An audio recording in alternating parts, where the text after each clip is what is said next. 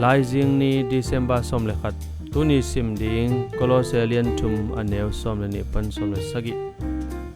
pasianin no te hongi tin hong telin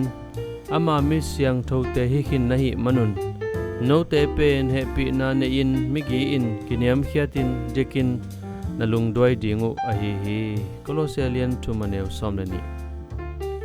Jesu akok nun tang na khang lai papi khat New York kopi sunga lam siawa atai na lampia hedap kisam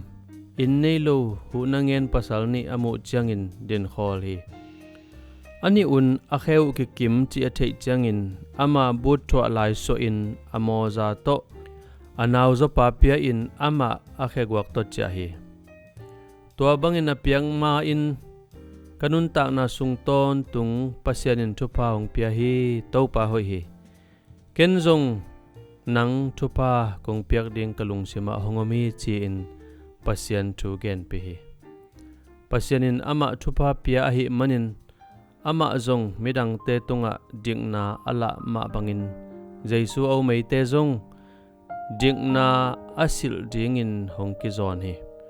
atak takin chileng igen na isep na khempewa topa Jesu tangmi te bangin igen isep ding a hi hi tua bana happy na nein migi in kiniam khiatin alung doi ding in hong kisam a hi hi isunga khasyang tho hong teng hi manin eisung panin tua khasyang tho ga te hongga khia in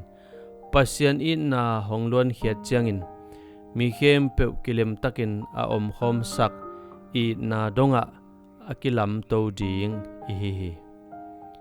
lam siaw pa bangin ting na thapiang na kamal sep khian na le khedap thwa lai so khian na bangin Jesu akong nun tang na inei ding a hi midang khat hoi na hangin bangam phan na nanga ngehiam nang zong midang khat peutunga hoi na koi chila ding hiam ina pasiano dikna kamal le sep khian na to nang hoi na kagen khiat ding hamphan na te kamat thei nang hongu in amen